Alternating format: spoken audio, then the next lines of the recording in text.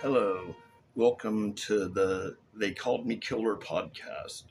Um, I'm your host, Chris Thompson. So, this is a little different than what I've been doing. It's not about politics or um, the occult or anything. This is about uh, basically, I'm going to tell a story, and I didn't spend that much in the Army, but the time that I spent in the Army and some of the shenanigans I got myself into.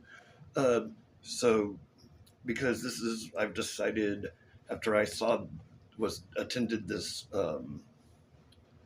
show that I was doing. It was a filming of a TV special with these Vietnam vets, and they were talking about their time in Vietnam. And I don't have anything like that. Not at something, not being in a crazy war or anything like that.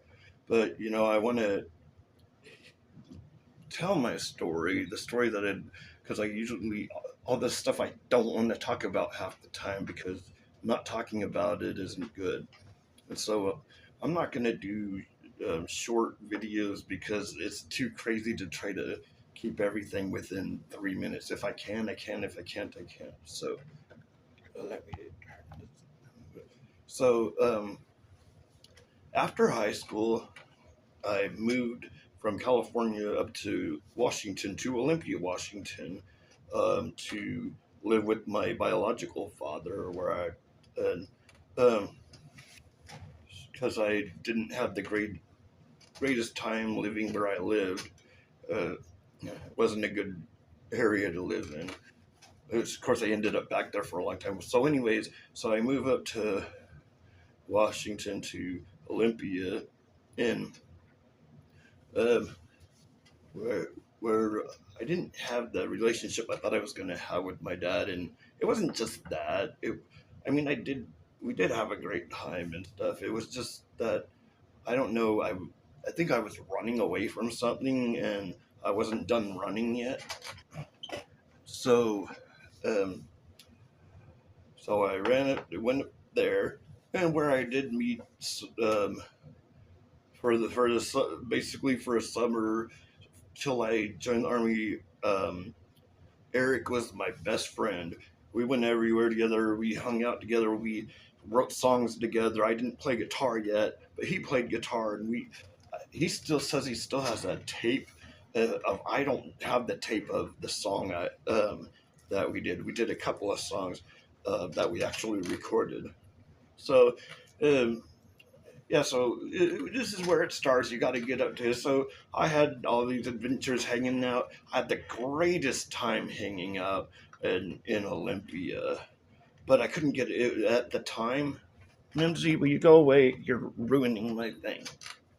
Okay, so um, it was really hard to get a job back then. I wasn't finding any work, and I I thought of military service. I actually had wanted to join the Navy for the travel, but thank God I didn't, because I didn't realize how claustrophobic I was, and I didn't realize how close quarters some of those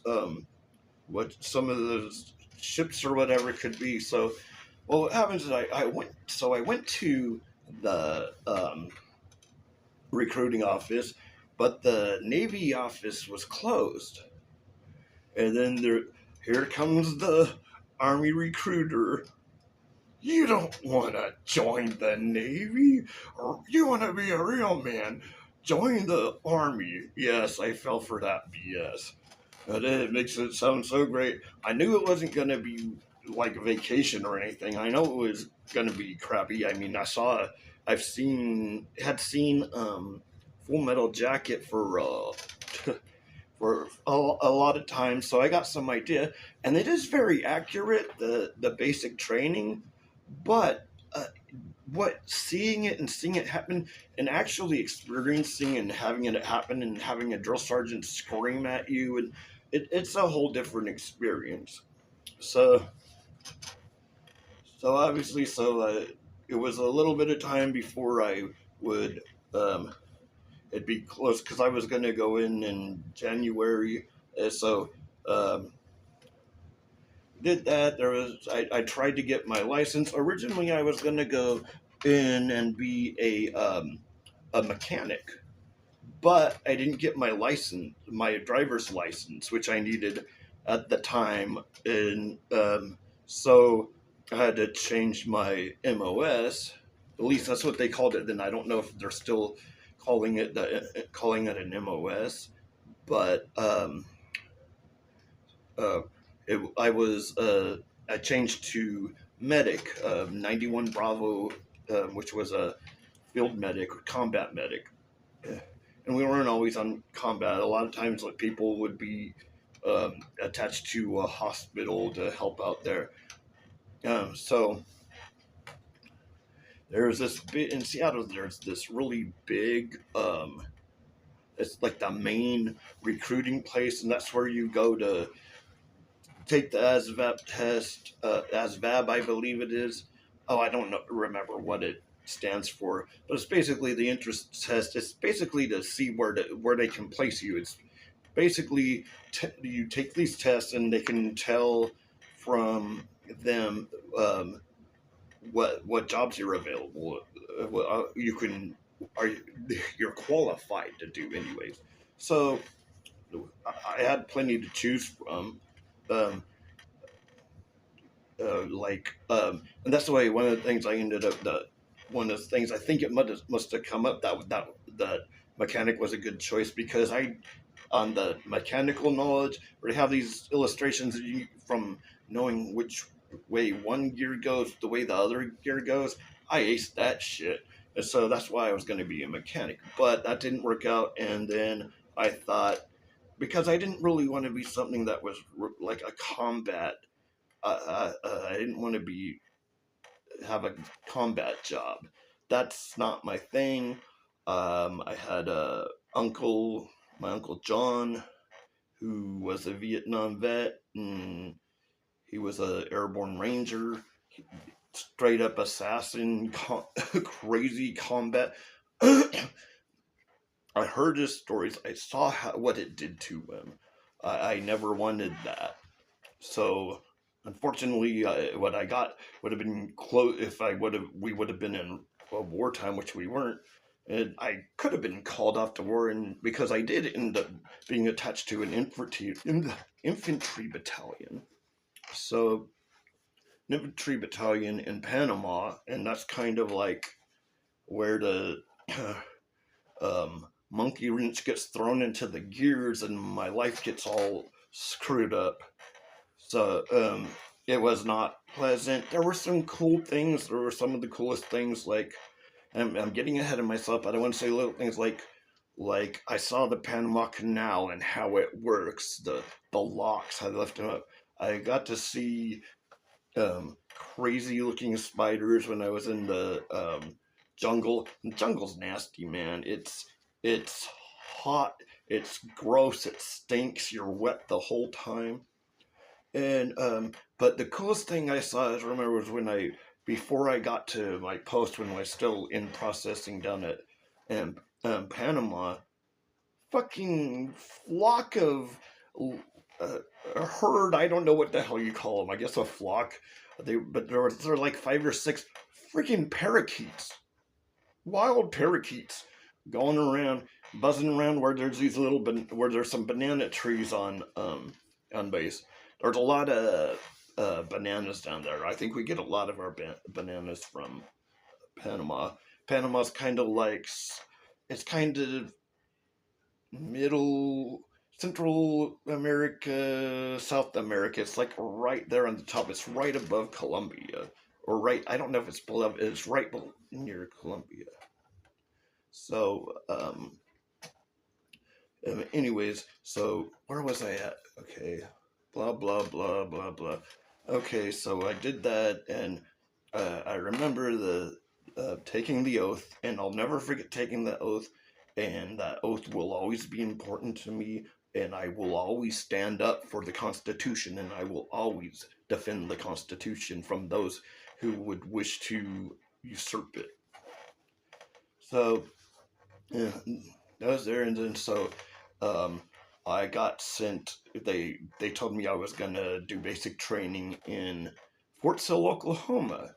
Interesting thing, both my dad and my uncle John, I believe they met in basic training, had their basic training at Fort Sill.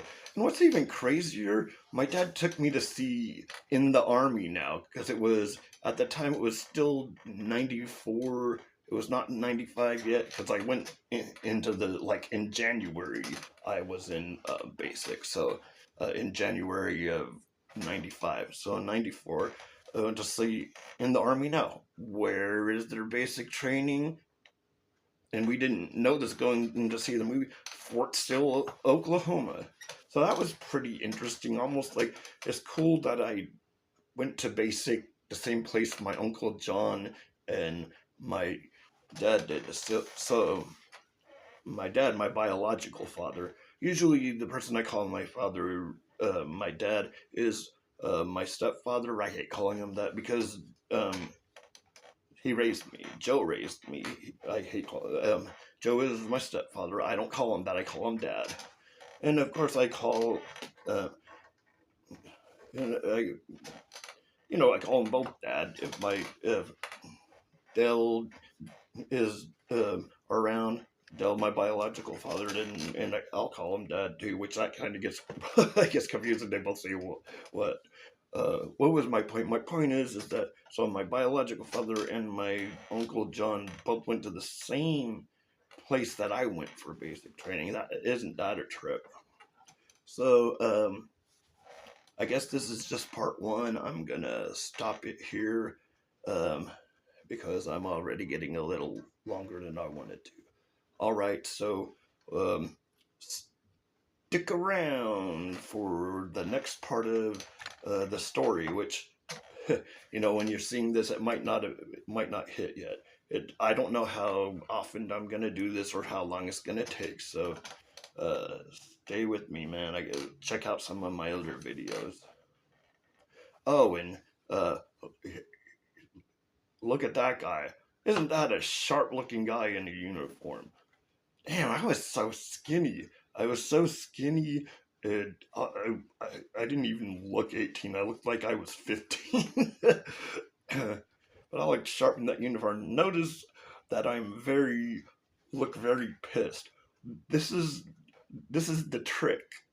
You had just before you take these pictures, you have just been introduced to your drill sergeants, so you're pissed, and they don't want you to smile. But there was one dude, I can't remember his name. He was a black guy, and we see his picture. He's like,